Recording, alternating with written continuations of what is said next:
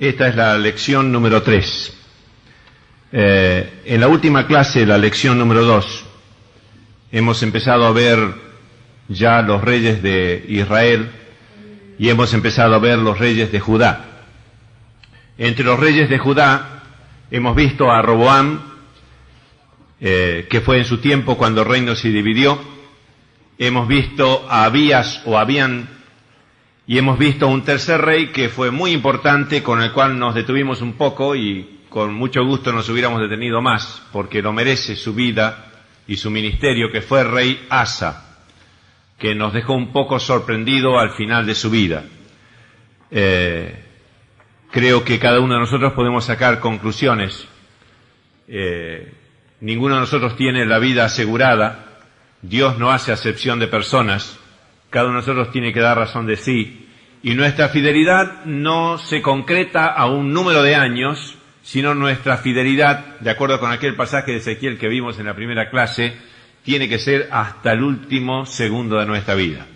Así que no es cuestión de tener una vida muy fiel y después ya poder distendernos, poder aflojar en nuestro ministerio, en nuestra vida, poder ser un tanto descuidado. Total, ya tenemos antecedentes suficientes delante de Dios para que el Señor nos sostenga. No quiere decir que lo que hizo Asa después destruyó lo que había hecho antes. Lo que él había hecho para el Señor no se lo quitó a nadie. Pero cuidado, una cosa hay que destacar, y es que aunque él no pudo destruir o no iba a destruir con su actitud lo que había hecho antes, pudo de su propia vida, y estuvo a punto de hacerlo. Realmente su muerte no fue una muerte honrosa. ¿Se acuerdan que cuando el profeta le observó lo que había hecho, él, en lugar de tomar una actitud humilde? ¿Qué es una actitud humilde? Oír la palabra, aunque no le agradaba, tenía que oírla, tenía que recibirla en su corazón y cambiar de actitud, porque realmente lo que había hecho era una cosa que no era digna de un varón de Dios como él. Él se enoja, y no solamente que se enoja, sino que no manda a la cárcel al profeta. De eso, aparentemente, Asa nunca se arrepintió. No tenemos ningún registro en las Escrituras de que Asa se haya arrepentido de esa actitud tan desagradable, tan soberbia, porque esa es soberbia humana. Por más que ponga cara de bueno, esa es soberbia humana delante del Señor. Y el segundo acto que vimos al terminar la clase es que cuando él se enferma de los pies, dice la Biblia que no buscó a Dios, sino que buscó a los médicos. Dejamos en claro que Dios no tiene ningún conflicto con los médicos, pero Dios tiene conflicto con aquellos que ponen su confianza en los hombres en lugar de Dios. Si nuestra confianza en los médicos es porque tenemos desconfianza en Dios, vamos por muy mal camino. Y entiendo, por lo menos es una opinión personal, entiendo que ese fue el problema de Asa. Creo que él no estaba en buenas relaciones con Dios, entonces no buscó a Dios en su enfermedad y al final se murió, el Señor se lo llevó. Con esto queremos decir que su vida fue una vida realmente preciosa, pero pudo haber sido algo realmente tremendo y no lo llegó a ser a causa de estas circunstancias. Muy bien, por el lado de los reyes de Israel, hemos visto a Jeroboam I. Después de Jeroboam I, que tiene el reinado más largo y en un sentido más interesante aún por lo negativo, sucede Nadab, a quien no nos hemos referido prácticamente. Después viene Baasa, después viene Ela, después viene Zimri y luego viene Omri, que es lo que vamos a ver en nuestra clase de hoy. Dentro de los reyes de Israel, entonces, viene Omri, viene Acab y viene Ocosías y Jorán, que es los reyes que vamos a ver hoy del reino de Israel. Por el lado de Judá, después de Asa, viene el gran rey Josafat, de quien nos vamos a referir un poco extensamente, ya que es una vida sumamente interesante. De manera que dentro del estudio del día de hoy, vamos a poner en primer término el reinado de Josafat, rey de Judá. Dejamos los reyes de Israel, vamos a la línea de Judá. Resumen, fue hijo del rey Asa, de este rey de quien hemos hecho referencia recién. Comenzó a reinar a los 35 años, y reinó en total 25. Así que relativamente es un largo reinado comparando con lo de los otros reyes de Israel y de Judá. 25 años de reinado, de manera que al fallecer tendría 60 años. E hizo lo recto en ojos de Jehová. Esto es lo interesante, la sentencia de la Escritura: en ojos de Dios hizo lo recto, y esto es lo que nos importa. Las citas bíblicas. Tomamos Primero de Reyes, capítulo 22, versículos 1 a 50. Perdón, a 51. Y también tenemos en Segundo de Crónicas, es un rey de Judá, por lo tanto también tenemos referencias en Segundo de Crónicas, capítulo 17, versículo 1, y fíjense, hasta capítulo 21, versículo 1, es decir, que Segundo de Crónicas prácticamente tiene 4 capítulos completos que se ocupan de la vida de Josafat. Y ustedes saben que Crónicas le da suma importancia a todo lo que tiene que ver con la vida espiritual de la nación. Y Josafat tuvo mucho que ver con la vida espiritual de la nación. Vamos a dividir su vida en unos cuantos puntos, creo que en 4 puntos. El primero de todos vamos a poner sus hechos, es decir, los hechos de Josafat, un resumen de la vida de Josafat hecha por la misma Biblia. Entre estos hechos, anduvo en los caminos de David su padre, capítulo 17, versículo 3. Es una buena cosa. En segundo lugar, Jehová confirmó el reino en su mano y tuvo riquezas y gloria en abundancia. 2 cosas que nos gustan a los seres humanos, ¿no? Riquezas y gloria. Está en el capítulo 17, versículo 5. En tercer lugar, quitó los lugares altos e imágenes de acera, versículo 6. No se olviden que ya su padre Asa se había encargado de hacer ese trabajo de limpieza en la nación. Pero claro, es un trabajo inacabable. Algunos pretenden encontrar en la iglesia la perfección, y el único que encuentra la perfección en la iglesia es el Señor, porque tiene otros ojos, otros propósitos y otra mira. Pero en la iglesia no está todavía la perfección. Siempre hay un trabajo para hacer en la iglesia hasta que no lleguemos a la perfección. En el Israel de Dios sucedía exactamente lo mismo. Y el trabajo que hizo Asa quitando dioses ajenos, en especial los de acera, es un trabajo que sigue haciendo su hijo, y seguramente todavía había escondrijos y lugares en donde se adoraba esta imagen de acera. En cuarto lugar, es interesante, en los versículos 7 y 9 a 9, envió una comisión especial para enseñar al pueblo la ley. Me encanta esta ocupación de este rey. Creo que no hay ningún rey, ni en Israel ni en Judá, que haya hecho nunca esto, que haya enviado un equipo de misioneros dentro de la nación, cuyo propósito era ir de ciudad en ciudad y de pueblo en pueblo enseñando la palabra de Dios. Se nota que él apreciaba la palabra de Dios, él temía la palabra de Dios y sabía el efecto que tenía en el corazón del ser humano, y por eso entendió que no bastaban sus decretos ni sus leyes para gobernar, ni sus jueces, sino que era necesario enseñar la palabra de Dios para que el pueblo de Dios la conociera y tuviera temor de Dios y se comportara santamente. En quinto lugar ahora, ¿sí? El pavor de Dios cayó sobre reinos y no osaron hacerle la guerra. El pavor, el temor de Dios cayó sobre todos los reinos que rodeaban a Josafat y no se animaron a hacerle la guerra. Es una cosa curiosa que Dios hace cuando protege a su pueblo. A veces su pueblo es consciente de ese temor que Dios pone. Y otras veces no somos conscientes de eso, pero los de afuera sí son conscientes de que hay una barrera y que hay algo que no pueden pasar y que no pueden tocar al pueblo de Dios. Esto se ha repetido infinidad de veces con el pueblo de Dios en la historia. Y un caso había sucedido antes, había sucedido con Jacob. Dos de sus hijos habían hecho cosas tremendas, se habían hecho odiosas a las naciones vecinas, y Jacob se humilló y tuvo mucho temor delante de Dios, y dice la Biblia que Dios vino en su defensa y el pavor de Dios vino sobre ellos, y ninguna de las naciones por donde ellos pasaban osaron tocarlos. Es una protección de Dios. Por otra parte, cuando habla de la tierra de Canaán, dice la Biblia, cuando habla de los que habitaban en la tierra de Canaán y los israelitas tenían que ir a poseer la tierra, dice la Biblia, el amparo de Dios se apartó de ellos. Es terrible cuando el amparo de Dios se aparta de una nación o de una familia o de una vida, porque queda expuesta a cualquier cosa. Pero cuando Dios está con nosotros, nuestra vida es increíblemente poderosa. Quizá no somos del todo conscientes porque nos inflaríamos, ¿no? Nos haría mal.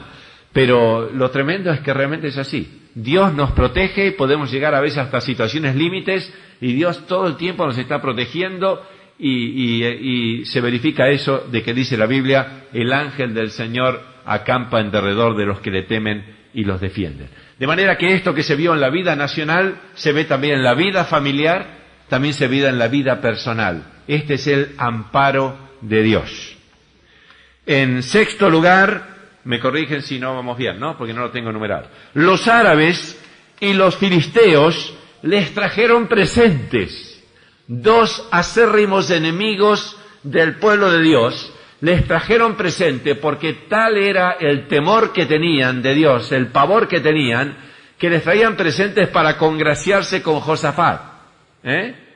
Versículos 10 y 11. Y por fin, dice la Biblia, que tuvo un poderoso ejército, y es interesante la clase, la calidad de gente que tenía en ese ejército. No era gente de una clase superior para la guerra, era una gente de una clase superior en cuanto a la vida espiritual. Uno de sus capitanes, por poner un ejemplo, dice que se llamaba Amasías en el versículo 16, dice que era consagrado voluntariamente a Jehová. Qué guerrero más curioso, ¿no?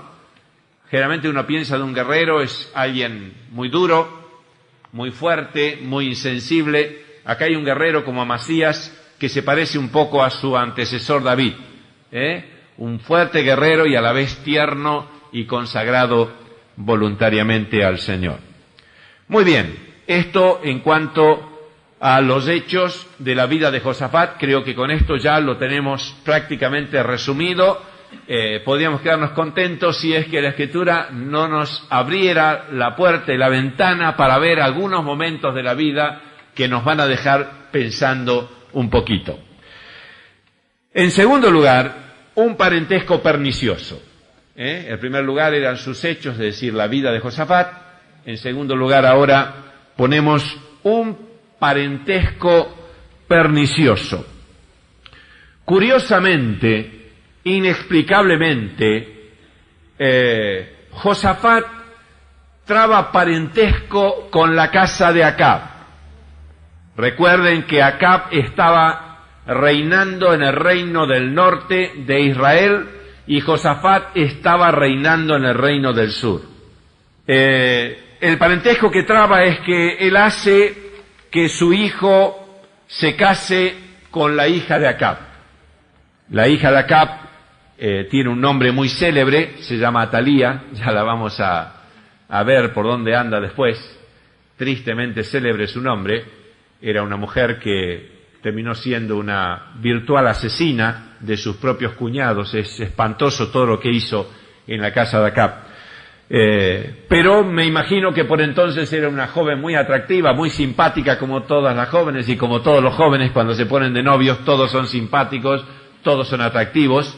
Pues Atalía también sería muy bonita, se arreglaría muy bien y parece que esto cayó muy bien a Joram, el hijo de Acab, también le cayó bien. Lo que yo francamente no puedo entender cuáles fueron las razones que movieron a Josafat a hacer este parentesco. Ustedes quedan en libertad de deducirlo, de pensarlo, lo que el Señor les quiera revelar. Yo solamente les sugiero que lo que pudo haber movido a Josafat a hacer este parentesco era quizá una razón de estrategia política, estrategia humana. No se olviden que Josafat era rey, aun cuando tenía tanto poder y tanta gloria, el poder y la gloria no tienen fin. El único que tiene la suma del poder y de la gloria se llama el Señor Jesús, se llama Dios, se llama el Espíritu Santo. Y el ser humano cuando se descuida, cuando entra en estas esferas raras, busca el poder y la gloria de cualquier manera, también los creyentes. Puede ser, a lo mejor lo estoy juzgando mal, felizmente no soy yo el que lo va a juzgar a Josafat, sino es el Señor. Pero yo lo quiero juzgar para mí mismo. ¿Cómo puede ser Josafat con esta vida, con esos antecedentes, que trabe una relación de parentesco con una casa que ya la vamos a ver? Ya la vamos a ver. Fue famosa por muchos años, fue famosa en Israel como la casa que expresó la maldad quizá en su máxima expresión. ¿Cómo pudo él trabar parentesco con esa casa? Quizá no le dio importancia, pensó que era una cuestión de los hijos nomás, de los jóvenes. Yo no sé, les sugiero todas estas cosas porque realmente es alarmante que Josafat haya trabado relaciones con la casa de Acab. Es probable que Acab se haya acercado a él, viendo que Dios estaba con Josafat y que era un rey poderoso. Es probable que se haya acercado a él y que Josafat pisó el palito. No lo sabemos porque no lo dice la Biblia. Nos deja un campo ancho acá para que nosotros especulemos, pero especulemos bien para ver las verdaderas razones, porque en la vida no suceden las cosas porque sí nomás. Siempre hay un porqué y hay una razón por la cual las cosas suceden y por la cual después vienen las desgracias o vienen las bendiciones en la vida nuestra o en la vida de nuestros hijos.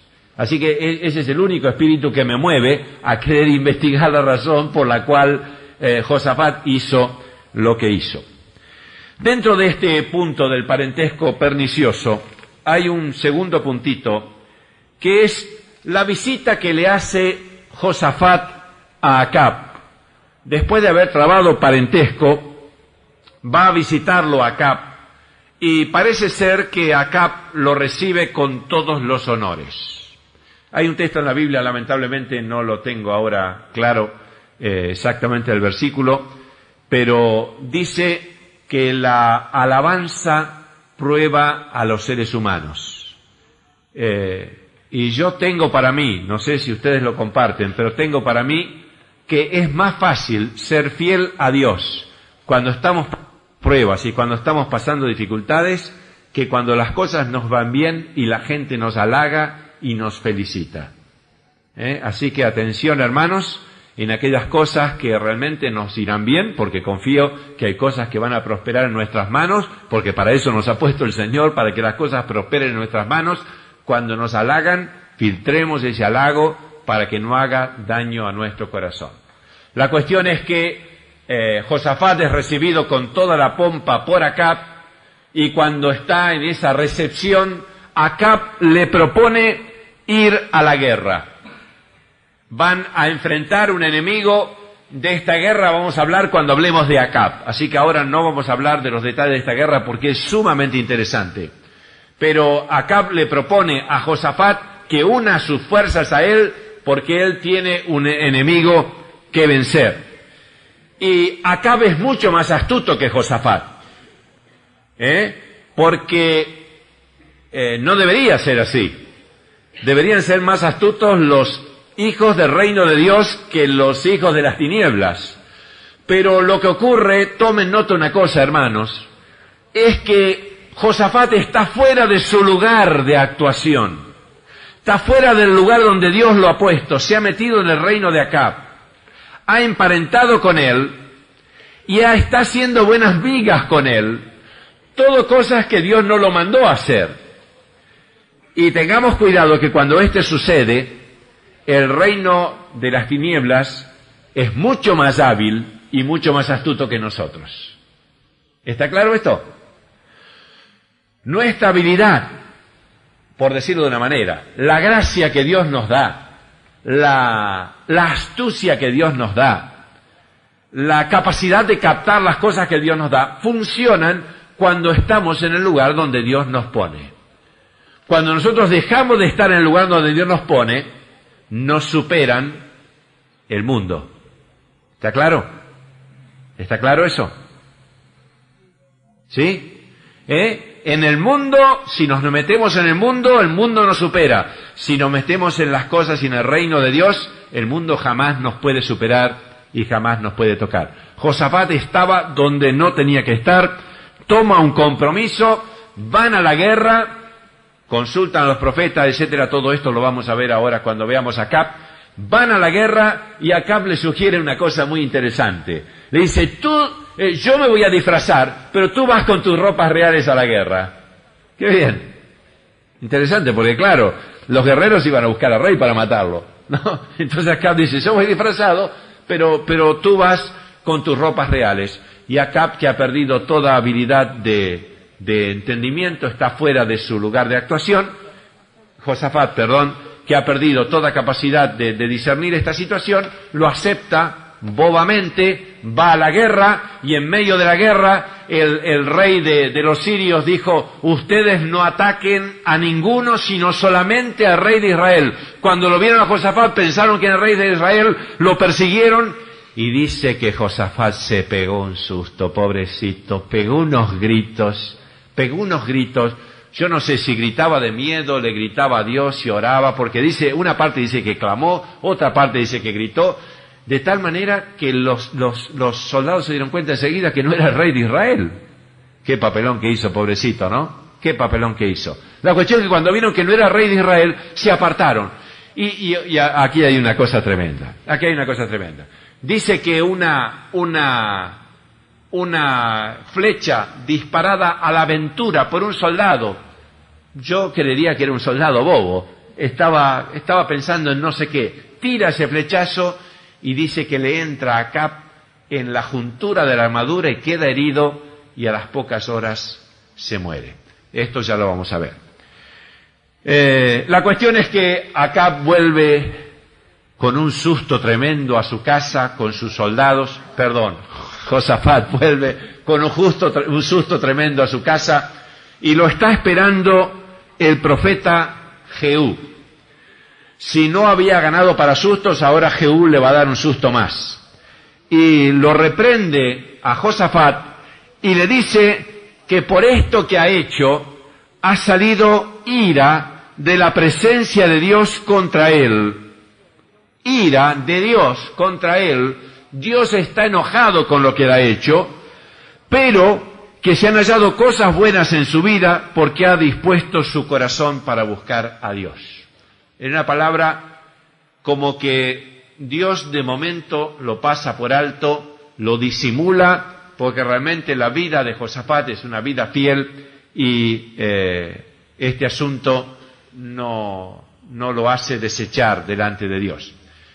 De todas maneras, a mí me queda una cuestión que pienso que a ustedes también puede ser que les quede. Aparentemente la situación quedó sin arreglar.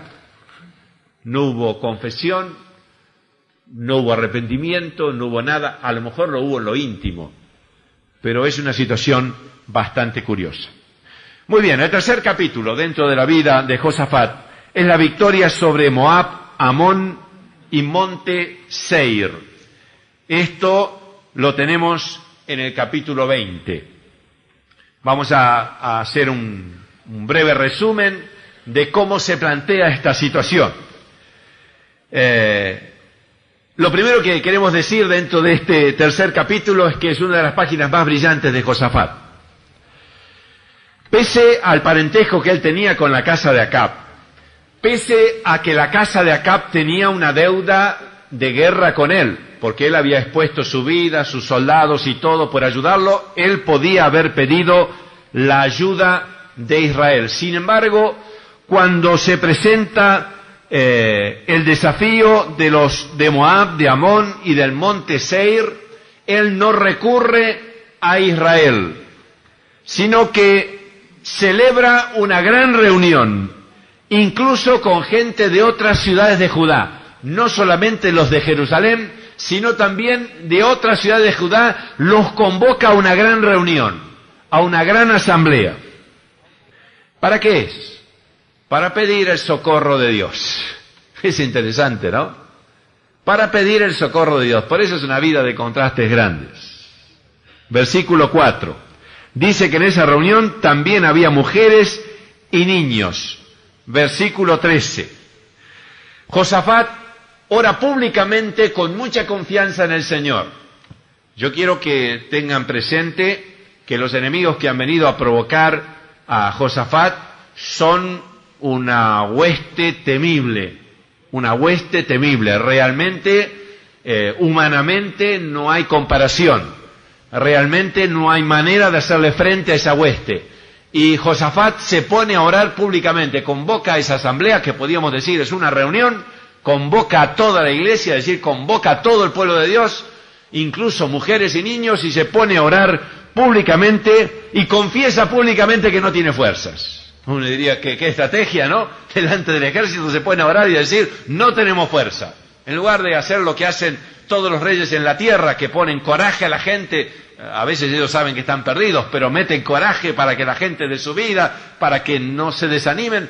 Él confiesa públicamente, pero lo está haciendo delante de Dios y delante de la gente, que ellos no tienen fuerzas.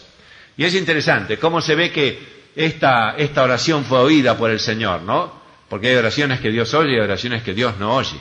Pero esta oración evidentemente procedía de un corazón sincero delante de Dios, porque enseguida en el culto público, en la reunión pública, aparece un profeta, Jaasiel, que profetiza la victoria y que Jehová pelearía por ellos. Versículos 15 a 17. Qué tremendo que es la palabra profética cuando procede de Dios. A veces escuchamos tanta palabra profética que un poco nos desanima, nos parecería ser que mucha palabra profética no es tal. Pero hermanos, vale la pena porque de vez en cuando viene una palabra profética que es de Dios, y produce una revolución en la iglesia, trae una bendición increíble dentro de la iglesia del Señor. Dice sigue el relato que Josafat y todo Judá creyeron la palabra e inclinados adoraron a Dios. Era tal el impacto que hizo esa palabra. No era una de esas profecías que hay que meter a presión. Era tal el impacto que hizo esa palabra que ellos creyeron a la palabra y adoraron, y los levitas se levantaron para alabar a Jehová, versículo 19, con grandes voces, no con timidez, con grandes voces. Era un culto de alabanza que se levanta al Señor. Y al día siguiente, cuando salen a la batalla, Josafat los anima a creer. Está junto con las tropas, ¿y qué les dice? Tengan ánimo, tengan buena voluntad. No, crean, Dios nos va a dar la victoria. ¡Qué rey tremendo! Era más un pastor que un rey. Dios nos va a dar la victoria. No tengan duda, Dios ha hablado. No tengan problema, vayan con ánimo, vayan con fuerzas en Dios. Dios nos va a dar la victoria. El versículo 20. Además hizo otra cosa, puso gente que cantasen y alabasen a Jehová, vestidos de ornamentos sagrados, mientras salían los soldados a la guerra. Qué cuadro curioso, ¿no? No solamente la alabanza había sido en la gran reunión, sino ahora que se terminó la gran reunión y que tienen que ir a la batalla y que los soldados salen a la batalla, salen debajo de un túnel de alabanza. Hay hombres que están dedicados a la alabanza a Dios, con sus ropas sagradas, están alabando a Dios y confesando el nombre del Señor. Y dice la Biblia, versículo 22, que cuando empezaron a entonar cantos de alabanza, Jehová puso las emboscadas la una contra la otra y el ejército enemigo se destruyó. Es tremendo el poder de la alabanza. Ni nosotros nos damos cuenta de lo que significa cuando el pueblo de Dios se pone a alabar a Dios real y genuinamente. Bendito sea su nombre. Todos los reinos de la tierra y el reino de Josafat tuvo paz porque su Dios le dio paz por todas partes. Versículo 30. Muy bien. El cuarto capítulo y último capítulo en la vida de Josafat. lo llamamos una lección no aprendida. Segunda Reyes, capítulo 3, versículos 4 a 27. Tenemos que entender que ya Acab había muerto. Estaba reinando Ocosías, que era el hijo de Acab. Pues después de esto, de todo esto que sucedió, de todo esto glorioso, trabó amistad con su pariente Ocosías, rey de Israel, de quien dice la Biblia que era dado a la impiedad. Ahora, ¿cómo un creyente fiel puede hacerse amigo de un individuo dado a la impiedad? Yo no tengo explicación. No sé si ustedes la tienen, yo no tengo explicación. Otra vez nos volvemos a preguntar cuáles son las razones. ¿Es estrategia humana? ¿Era la parte débil en su vida? ¿Era en razón de su parentesco? No sé, esto se los dejo a ustedes mismos porque es importante conocer las razones de nuestras conductas, sobre todo cuando realmente no nos benefician, ¿verdad? Como resultado de esa amistad, construyeron naves y Eliezer profetizó que Dios destruiría sus obras, y así fue. Las naves se rompieron, fueron totalmente destruidas. Por Segunda Reyes, capítulo 22, versículo 49, parecería que un segundo intento de Ocosías, esta vez, felizmente no prosperó. Esta vez le propone a Ocosías hacer otra vez naves, y por fin parece que Josafat, lo que no pudo aprender de joven o de maduro, ahora de viejo lo ha aprendido, ya no le hizo caso. Y por último, durmió Josafat con sus padres. Dice la Biblia, hizo lo recto en ojos de Jehová. Me parece que si Dios puede decir eso de nosotros, una vez que nosotros hayamos pasado de este mundo, nos podemos dar por muy contentos. Me parece, ¿no? Me parece. Sería una de las cosas más preciosas que podrían tener nuestras vidas, que realmente Dios puede decir, fulano de tal hizo lo recto en mis ojos. Bien hecho, buen siervo y fiel, sobre poco has sido fiel, sobre mucho te pondré. Va a ser una de las cosas más emocionantes de todas. Pero yo quiero dejar acá una pequeña aclaración. Dios no nos ha puesto solamente para que llevemos fruto, es decir, para que tengamos una vida aprobada, sino que Dios nos ha puesto para que llevemos mucho fruto y nuestro fruto permanezca. Juan 15, 8. ¿Qué sugiero con esto? Que aun cuando la vida de Josafat evidentemente llevó fruto, y creo que mucho fruto, creo que pudo llevar más todavía para la gloria de Dios. No hay ninguna vida, no hay ninguna persona que pueda decir, yo ya di el máximo. Ya más no. Siempre hay más. Siempre podemos más delante de Dios. Nadie puede decir, bueno, yo puedo llegar hasta donde llegó el apóstol Pablo. Nunca la Biblia dice eso. La Biblia dice que tenemos que ser como Jesús. Y Jesús es un gigante que no tiene fin. Es el Dios eterno y bendito. De manera que, aun cuando estamos muy felices de que el resumen de la vida de Josafat es una vida que llevó fruto y mucho fruto, creo que pudo llevar mucho más si no hubiera habido estas piedras en el camino y las hubiera podido evitar. Realmente creo que hubiera podido llevar un fruto todavía mucho más rico y precioso delante de Dios.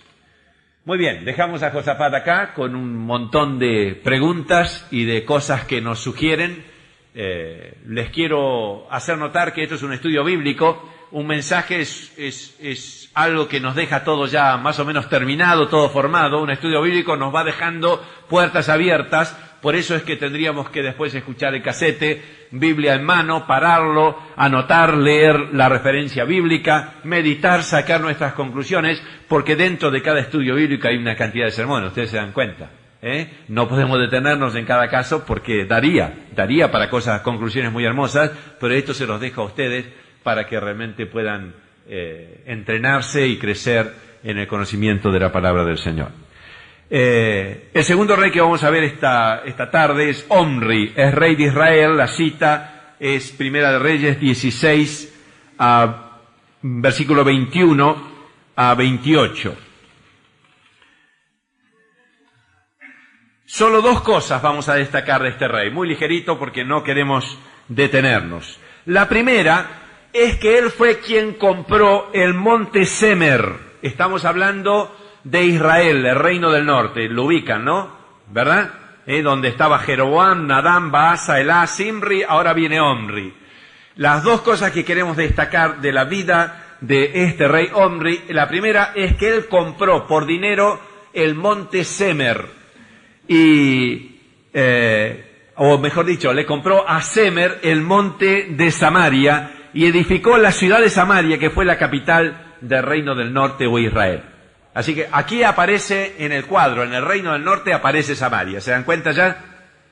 Y nos interesa porque esta Samaria es la que todavía tiene vigencia en la época del Señor Jesús. Acuérdense de la mujer samaritana. Así que nos interesa esta ciudad. La segunda cosa por la cual nos interesa Omri es que inaugura una nueva dinastía en el reino del norte, o sea Israel, que no se conoce como la casa de Omri, sino se conoce con el nombre de su hijo, se conoce como la casa de Acab, tristemente célebre por sus maldades. Así que son las dos cosas que lo destacan, el haber edificado la ciudad de Samaria, comprado y edificado la ciudad de Samaria, y haber sido el padre del que dio nombre a esa dinastía, la casa de Acab. Muy bien, dicho esto, pasamos ahora directamente a ver a otro rey que es de Israel también, del norte, y es el hijo de Omri, precisamente Acab. Resumen, reinó sobre Israel 22 años, un reinado bastante largo. Hizo lo malo, esto es lo que dice la Biblia, más que todos los que reinaron antes que él. Acab le ganó a todos, pero en maldad, lamentablemente en maldad. Y en sus días, durante el reinado de Acab, tuvo lugar el ministerio del famoso profeta Elías. Así que Elías se las tuvo que ver casi todo el tiempo con este bonito rey, o mejor dicho, con la mujer de este rey, que era mucho más brava que el rey mismo. Cita bíblica. Primero de Reyes, capítulo 16, versículo 29,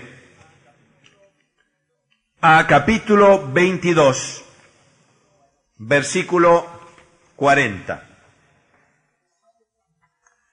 Tenemos varios capítulos sobre la vida de Acab. Es una vida muy rica en enseñanzas, pero muy interesante, porque no son todas negativas.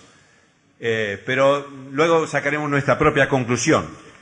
Tengo anotado 5 capítulos en la vida de Acab. El primero de ellos es el penoso resumen de su vida. El resumen que hace la Biblia de la vida de Acab. Vamos a enumerar algunas cosas como para darnos cuenta qué clase de rey fue. Anduvo en los pecados de Jeroboam. Jeroboam fue el primero en la lista de los reyes de Israel. ¿Se acuerda que hizo los becerros de oro? Que siguió diciendo que Dios era Dios, pero había que adorar los becerros de oro, puso sacerdotes, etcétera, etcétera. Fue y sirvió a Baal y lo adoró. Ahora vamos a referirnos a esto. Edificó un templo a Baal en Samaria. No había ninguno a Baal. Hizo una imagen de Asera, o Aserá, o Asera. Tanto Baal como Asera y otros dioses por el estilo eran los dioses que estaban en boga en las naciones vecinas, y eran dioses alrededor de los cuales se tejía una religión impura, licenciosa, sexual y de una serie de características terribles. Quizás les cuente una cosita como para que se den cuenta a dónde llegaban las cosas. Entre ellos tenían el gran Moloch, donde iban a ofrecer las familias sus hijos. El Moloch se ponía rojo vivo, tenía unos brazos donde ponía rojo vivo, y venían las madres y los padres, depositaban a sus hijos allí en los brazos de ese dios a rojo vivo, y los acariciaban a los hijos para que no gritaran en la desesperación, porque el sacrificio tenía valor si no gritaban, y al mismo tiempo tocaban toda clase de instrumentos mientras se hacía el sacrificio, y eso lo hacían para ganar el favor de Dios, una cosa horrenda, una cosa que jamás Dios pidió a un ser humano que haga. Y una cosa que hacían a partir de Acab, empezó a hacer, los que eran del pueblo de Dios empezaron a hacer esto, una cosa abominable, una cosa terrible, que eran los queaneos. Por esa razón, entre otras, ellos fueron destruidos, fueron aniquilados, y ahora el pueblo de Dios ha introducido el culto a Baal, se ha edificado un templo a Baal, están adorando a Baal, y nos dicen algunos historiadores que el culto vino por parte de la mujer de Acab, que se llamaba Jezabel, creo que todos la conocen, creo que ninguna madre pone a su hija Jezabel, que yo sepa hasta ahora, ¿no? Porque es un nombre horrendo realmente, y ella, que era, creo que fenicia, trajo este culto a Baal allí, y algunos entienden que estos 400 profetas que luego hizo degollar Elías, los había traído de Fenicia para inaugurar un culto con todas las letras, allí precisamente en el reino de Israel. Y todo esto fue con el expreso consentimiento del rey Acab. Hizo más que todos los reyes de Israel que reinaron antes para provocar la ira de Dios. Dentro de eso que les acabo de decir, cuentan también los historiadores que había familias que tenían un solo hijo y venían a ofrecerlo así de esa manera. Una cosa que uno no puede entender semejante crueldad. Si no entendiera que realmente los demonios estaban posesionando a la gente y haciéndolas destruir, como hay religiones que también sacrifican parientes y demás. Una cosa de los demonios realmente, una cosa realmente espantosa, ¿no?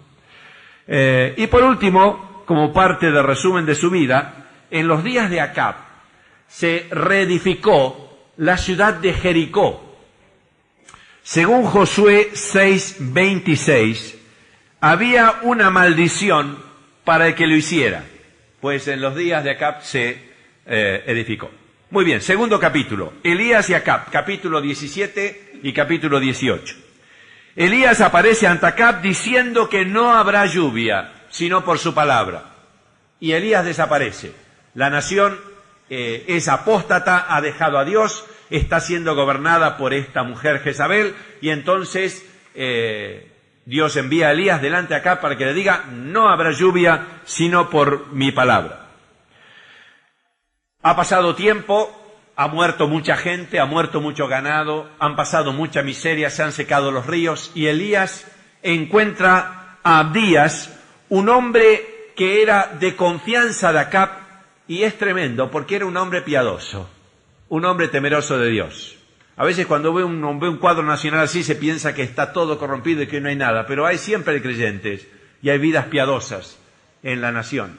Y le dice a Abdías, anda a decirle a tu amo Acab que yo lo quiero ver. Bueno, hay una serie de situaciones. Al final Abdías se presenta delante de Acab y Elías por fin lo entrevista a Acab.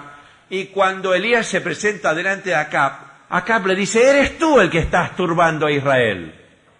No tenemos lluvia por culpa tuya.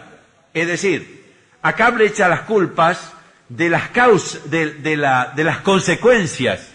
Y entonces Elías, que no tenía pelos en la lengua, que él sí que estaba en su terreno manejándose, inmediatamente le dijo, tú y la casa de tu padre son los que están turbando a Israel. Y Acab se cayó la boca.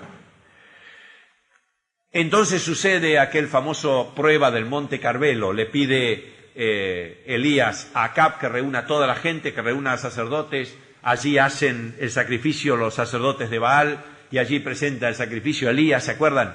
Todos estos detalles no los vamos a ver ahora. Dios contesta por fuego, la gente se postra y confiesa que Jehová es Dios, y aquel día hay una gran victoria, degüellan 400 profetas falsos de Baal, se produce la gran lluvia por fin, después de años sin llover, se produce la gran lluvia. Acab se va a su casa, Elías corre por otro lado, pero claro, Acab se va a su casa y en su casa está Jezabel. Así que cuando Jezabel se entera de lo que ha pasado, dice, así me hagan los dioses y me añadan si para mañana a esta hora yo no hubiera destruido y muerto la vida de Elías. De manera que cuando Acab estaba delante del profeta era una cosa, cuando estaba delante de la mujer era otra cosa. Es interesante ver continuamente esos cambios en los estados de ánimos en la vida de Acab. Por fin Dios le dice a Elías que tiene 7.000 personas que no han doblado sus rodillas delante de Baal. Porque para Elías parece que no había ningún piadoso en la nación. Y Dios dice, tengo 7.000. Vos no ves ninguno, pero tengo 7.000 que no han doblado sus rodillas ante Baal. Capítulo 4. Acab derrota a los sirios. Esto está dentro del capítulo 20 de Reyes. Eran los sirios los que venían a atacarlo y 32 reyes. Ben-Hadad marchaba en la cabeza. Y el profeta le dice de parte de Dios que él los entregará en su mano para que conozcas, Dios le dice a Acab, para que conozcas que yo soy Jehová. Qué paciencia que Dios tiene, ¿no? Todavía lo sigue ayudando a Acab y quiere manifestarse a él. Muy bien, en aquella ocasión tienen una victoria tremenda. Acab vence a los sirios, los derrota y le dice el profeta, ten cuidado que pasado un año vuelven de nuevo, así que prepárate. Y es verdad, pasado un año, dice que vuelven de nuevo, se presentan los dos ejércitos, Israel parece 2 rebañuelos de cabra, parecía frente a una multitud de los sirios impresionantes que llenaban toda la tierra. Y Dios viene por palabra y le dice a Acab otra vez que lo va a ayudar. Pero cuando lo derrota, porque le produce una derrota espantosa, Ben-Hadad, el rey, va huyendo de lugar en lugar y al fin le dice a sus consejeros, ¿podés presentarte a Acab? Porque nos han dicho que los reyes de Israel son muy misericordiosos, no te va a hacer nada. Y efectivamente él se presenta delante de Acab y Acab lo hace subir al carro, empiezan a charlar amistosamente, le pide un pacto y lo hace ir libre. Y cuando vuelve Acab lo está esperando un profeta. Estos profetas siempre se metían donde no tenían que estar. Lo está esperando el profeta, y un profeta muy curioso, porque le dice a un compañero, hiéreme, que lo lastimara, que le hiciera una herida, y el compañero, pero se lo dijo por palabra de Dios, el compañero no lo quiso hacer, le dice, porque no lo has hecho, vas a ir a un león y te va a comer. Y así fue. Entonces se encuentra otro y dice, hiéreme, y el otro parece que no quería que lo coma el león, le pegó una buena paliza, lo dejó lastimado, y se tapó los ojos, y cuando pasaba el rey de Israel, que vendría muy agrandado de la batalla, de tener una victoria en Dios es una cosa tremenda, se sentía muy bendecido por el Señor, dice que lo llama al rey y le dice, le hace un cuentito, una parábola, le dice, tu siervo le encargaron una persona, y le dijeron, si esa persona se pierde, vas a pagar con tu vida. Y el rey de Israel le dijo, esa es tu sentencia, tienes que morir. Y entonces sacó la venda y dice, tú eres ese hombre. Porque Dios le había entregado a Ben-Hadad para que lo destruyera, y él lo dejó ir por compasión humana. Una compasión humana que era en contra de la voluntad de Dios. Y dice, por esta razón, tu vida será por la suya, y tu pueblo será por el de él. Qué tremendo, ¿no? Así que Dios no le perdonó. ¿Y qué es lo que hizo Acab? Como una criatura, se fue triste y enojado. No le hizo nada al profeta porque le tenía miedo, no se arrepintió, se fue triste y enojado a su casa. Capítulo 4 en la vida de Acab. Acab y la viña de Nabot. Dice que había una viña cerca de su heredad, que él la quería. Entonces lo llamó al propietario, que era Nabot, y le dijo, mira, yo te lo voy a comprar.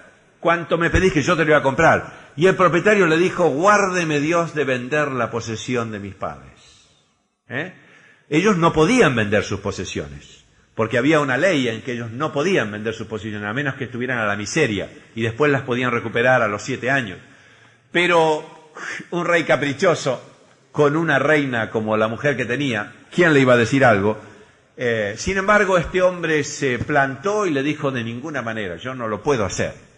Y dice la Escritura, dice la Biblia, que Acab se fue muy triste a su casa, se fue amargado, porque este hombre Nabot no le quiso vender la viña. Por supuesto, cuando vuelve a su casa otra vez, se encuentra con la mujer que tenía, con Jezabel. Que estás triste, muchacho, le dice al rey. Que te has puesto triste. ¿Por qué estás triste? Y porque Nabot no me quiere vender la viña. No te preocupes que yo lo soluciono enseguida si sos el rey acá. No seas tonto. Y hace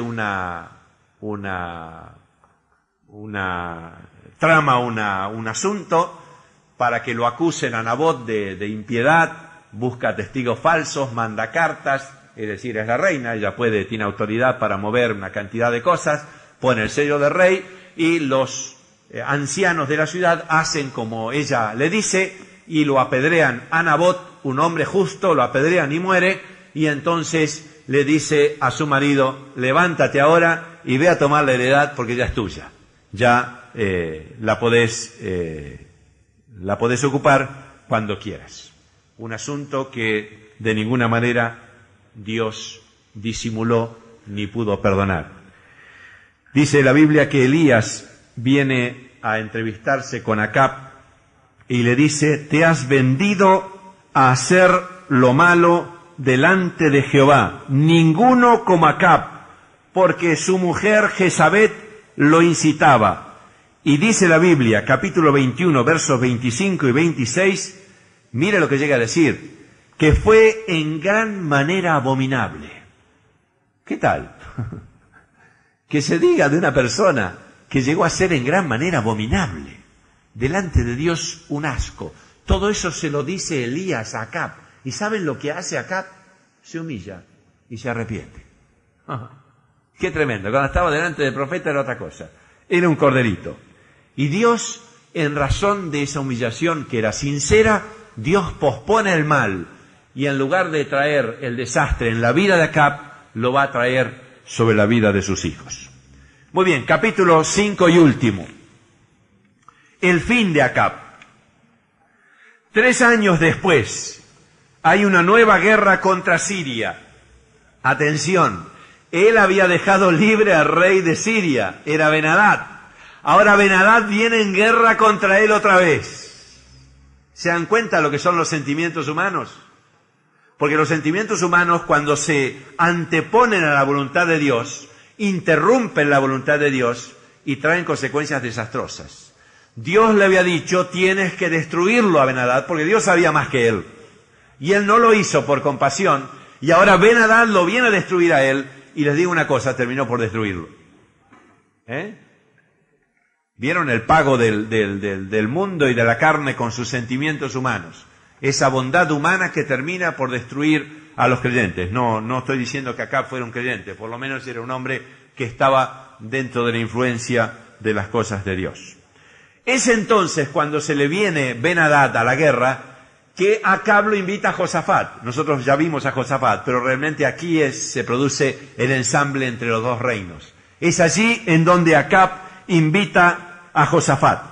Y el rey Josafat cuando viene dice, sí, yo voy a ir a la guerra, pero vamos a consultar un profeta antes. Yo soy un hombre piadoso, no puedo ir a la guerra así nomás. Yo estoy de acuerdo en ir a la guerra, pero vamos a consultar a un profeta. Y claro, consultan profetas y tienen 400. Y dice que los 400 a coro le dicen, ve a la guerra porque vas a tener una gran victoria. Hay uno que se agarra unos cuernos, dice, así vas a cornear a los enemigos. En fin, una de profecías impresionante. Y parece que Josafat estaba zafado, pero tonto no era. Dice, no hay algún otro profeta, porque esto me suena mucha armonía, ¿no? Mucho a canto de sirena esta profecía, no sé, no me llega, ¿no? Esas cosas que pasan a veces con la profecía, cuando uno siente, no, esta palabra no. Dice, sí, hay uno, pero uno que siempre profetiza mal, así que ¿para qué lo vamos a traer? Dice, no, hasta que nos venga, no nos vamos. Así que lo mandan a llamar y el oficial que lo va a llamar le dice, mira, Micaías, los 400 dijeron así, por favor, no desentones, vení y decí lo mismo porque se va a enojar el rey. Y entonces él le dice, yo le voy a decir lo mismo, yo le voy a decir lo que Dios me diga. Y cuando llega, le preguntan y le dice al rey, sí, vayan que van a ser bendecidos. Y el rey dijo, no te he dicho que me digas la verdad, estaba tan acostumbrado que le profetizara en contra, que cuando le profetizó a favor se enojó. No te he dicho que me digas la verdad. ¿Para qué? Micaías agarró la palabra profética y le dijo que iba a ser destruido, que todo Israel iba a ser esparcido. El rey se enojó, lo mandó a la cárcel y dice, pónganlo a pan y agua hasta que yo vuelva. Y Micaías, que también se estaba moviendo en su terreno, no estaba en el mundo, estaba moviendo en su terreno, dijo, oiga todo el mundo, si vuelve el rey en paz, yo no he hablado palabra de Dios. Quiere decir que si no vuelve en paz, lo que he dicho es palabra de Dios. Y lo metieron en la cárcel y el rey se fue contento a la batalla. Pero y Josafat, que escuchó todo esto, también fue a la batalla. Ustedes me pueden explicar esto, porque yo no lo entiendo. Miren los creyentes grandes lo que podemos hacer en un momento. ¿Por qué necesitamos de hermanos que nos cubran, que nos corrijan, que nos enseñen, que nos amonesten y que no nos enojemos, por favor, que no nos enojemos? Porque en algún momento podemos hacer tonterías. Se fue a la batalla. Se fue a la batalla. Acab disfrazado, lo que dijimos recién, disfrazado y todo, pero cuando es la voluntad de Dios, queridos, no hay disfraz que valga. Nadie se dio cuenta quién era el rey de Israel. El único que se dio cuenta era Dios, que hizo que un tiro, quizá de un soldado tonto, que tiró la aventura, un tiro que fue tirado sin dirección, Dios hizo que fuera a dar justo entre las costillas de Acab, fue herido, dijo, sáquenme con el carro porque estoy herido. Efectivamente llegó a su ciudad y allí murió esa tarde. Lo sepultaron en Samaria, lavaron el carro en el estanque y los perros lamieron su sangre, tal cual la profecía de Elías. Conclusión. Me parece que vale la pena que ensayemos una conclusión. Podemos tener muchas, yo tengo alguna, pero podemos sacar muchas conclusiones y ojalá saquemos muchas conclusiones. Anótense una conclusión. Este es un hombre sin firmeza, que aprovechó lo de Dios, aprovechó la bendición de Dios. Le gustaba la bendición de Dios. A todos nos gusta la bendición de Dios, ¿no? Le gustaba la bendición de Dios, pero nunca se comprometió con Dios. ¿Está claro eso? ¿Te entiendes la diferencia entre aprovechar y comprometernos? Cuando yo me comprometo con Dios, como cuando en el casamiento, sea más rico, más pobre, sea enfermo en salud, con Dios es más serio todavía, es para siempre. Él no se comprometió nunca con Dios. Su mujer lo incitaba, dice la Biblia eso, no es un invento mío. Su mujer lo incitaba, uno podría decir, bueno, entonces él no tenía responsabilidad. Les cuento un detalle. Todas las veces que Dios se enojó con él, nunca fue a reprenderlo a la mujer, siempre lo vino a reprender a él. ¿Quién es el responsable? Él. Así que nadie le echa la culpa a la mujer, ni al marido, Cada uno es responsable delante de Dios por sus propias decisiones. Seguro que la mujer o que el marido ejercen en nuestra vida influencia para bien o para mal, pero la responsabilidad es nuestra. ¿Está clarito esto? ¿Sí? Muy bien, está claro. Vamos a otro rey rapidito, que es Ocosías. Simplemente decimos que fue rey de Israel. No vamos a entrar en detalles porque ya el tiempo nos apremia. Fue hijo de Acab, y a la muerte de Ocosías, que fue muy temprana, hay una serie de cosas que hubiera sido lindo considerar, pero no hay tiempo, reina Joram, que es un hijo de Acab también, y hermano de Ocosías. ¿De acuerdo? Este Joram es el que también salió a la guerra juntamente con Josafat, y fue duramente reprendido por Eliseo. Cuando él fue a consultar al profeta, fue reprendido por Eliseo, pero Dios les dio, ahora es el ministerio de Eliseo, no de Elías, pero Dios le dio salvación por respeto a Josafat, que estaba con él. Muy bien, hay otras circunstancias interesantes, pero concluimos con el capítulo 9, donde Eliseo envía a uno de los hijos de los profetas para ungir a Jehú, para que destruya la casa de Acab. Capítulo 9, versículo 24, Jehú mata a Joram y extermina la casa de Acab. Nada más, Dios les bendiga.